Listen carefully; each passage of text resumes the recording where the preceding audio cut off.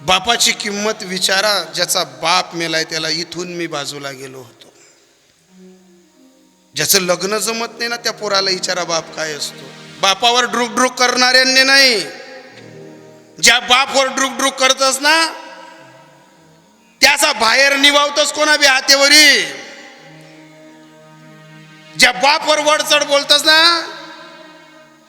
ज्यांनी घरातला बाप समजूनच घेतला नाही त्यांनी 33 कोटी देव रोज जरी धुतले तरी एकही देव कृपा करत नाही त्यांच्यावर, एकही नाही. या एवढ्या बाया तुम्ही इथं बसल्यात ना, तुम्ही दिवसाला 3-3दा महादेवाला पाणी टाका आणि जर तुम्ही सासूल्याच्या टाईमवर गोया देत नाही होत ना, फुकट जाई ते पाणी वाई, काहीच काम मायावा नाही ते. भलेच महादेवाला पाणी टाकू नका, पण घरच्यांच्या डोळ्यात पाणी येणार नाही असं वागा. मग पांडुरंग तुमच्याकडे काम करायला सुद्धा येईल, राबायला सुद्धा येईल. काय असतो बाप माहिती आहे? बाप कोणाचाही घ्या, ज्यांचा बाप जिवंत असतो ना त्यांना कळत नाही बरं बाप. पण बाप ज्यांचा नसतो ना त्यांना विचारा. बाप ज्यांचा नसतो त्यांना पहिलाच प्रश्न, का रे बाप काय शिकवतो? ज्याचा बाप वारून गेलाय, ज्याचा बाप चालला गेला, तो एकच सांगतो, महाराज माझी प्रगतीच्या काळात फक्त माझ्या बापानं मी गाडी चालवायला पाहिजे होती आणि माझा बाप माझ्या पाठीशी बसायला पाहिजे होता. असे शब्द येतात कोणाचे हो? असे शब्द फुटतात कोणातनं? जे लेकरू असं म्हणतं ना की महाराज माझी प्रगतीच्या काळात माझा बाप माझ्या मागे बसला असताना माझी रोज पंढरपूरची वारी झाली असती. हे शब्द येतात कोणाचे माहिती आहेत? ज्याने कष्ट करताना आपल्या विधवा आईचा चेहरा पाहिला, ज्याने संसाराचा भार खांदी घेताना आपली बहीण, आपले लहान भाऊ, सर्व प्रपंचाचा हट्टा ज्याने हृदयात घेतला ना, त्याचे शब्द आहेत हे असे.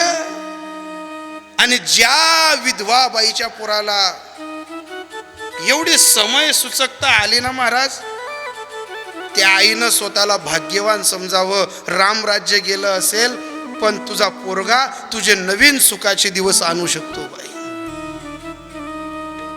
मी रोज समाज प्रबोधनाचे कीर्तन करतो रे. अशा 1000 मायमावल्या, अशा 1000 दादा रडतात.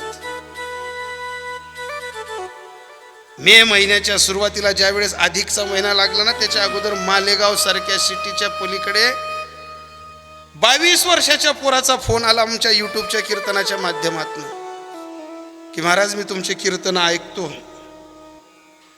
मी दारूही पित होतो, माझ्या गळ्यात माळ नव्हती,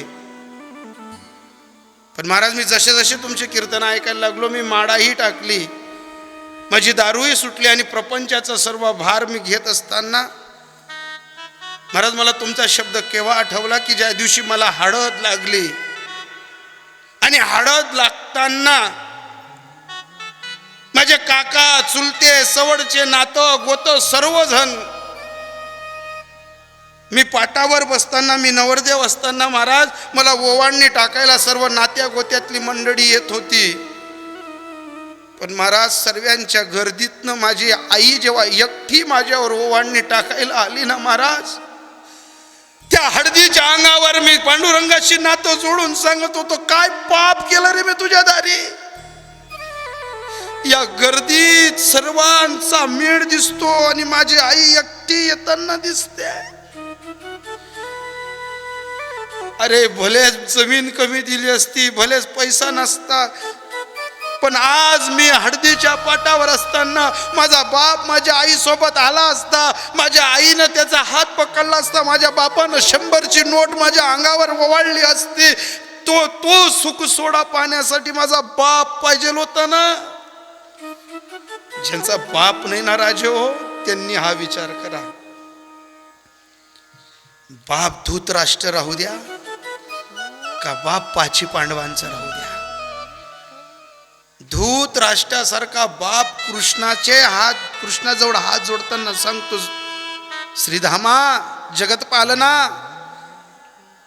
हे वृंदावनातला, हे गोकुळातला, हे ब्रह्मांड नायका, मला माहिती आहे माझी पोरं नालायक आहेत, मला माहिती आहेत माझी पोरं हरामखोर आहेत, पण काहीही कर, पण या राज्याचा त्यांना धनी कर, या या या मिराशीचे ते राजे कर. अरे आंधळ्या माणसाचा पोरगा आणि नालायक पोरांना सुद्धा जर तो राजा बनवत असेल तर आपला बाप आपल्यासाठी झुरतो, तडपतो, बाप सर्व वैभव उभं करतो आणि तोच बाप केलेल्या सर्व कष्टाचा महाडोंगराचा अधिकारी आपल्या पोराला करतो. पण कसा?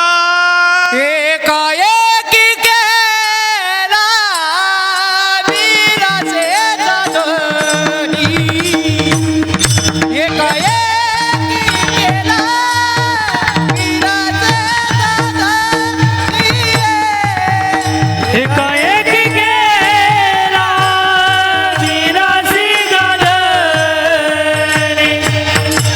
एकाएकी केला वीराचे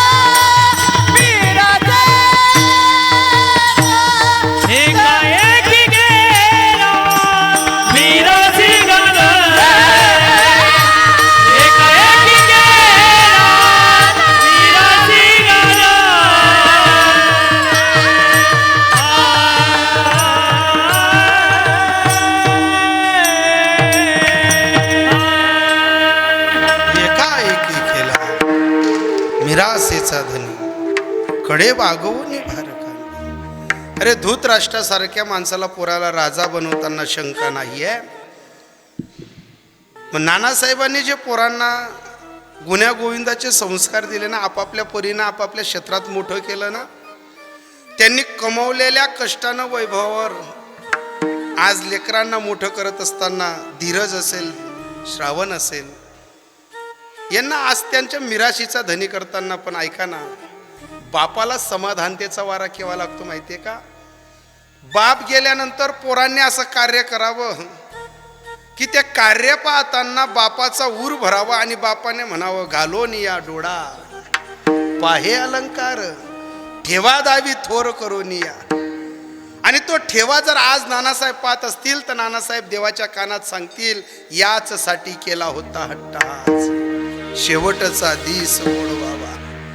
नानासाहेब स्वतःला पांडुरंगाच्या चरणी उभं करताना एकच करतील, आता निचंतीने पावलो विसावा खुंटली या धावा तृष्णेची या. आणि ऐका, या धीरज दादा आणि श्रावण दादांच्या आईला ही गर्दी पाहताना, आज पतींची आठवण येताना, बाई माझ्या नवऱ्यानं आयुष्यभर सत्यकर्माची पंढरपूरची नगरी उभी केली ना, त्या ताईला एकच वाटेल, कौतुक वाटेल. झाली या वेचाचे नाव मंगळाचे तेने गुणे.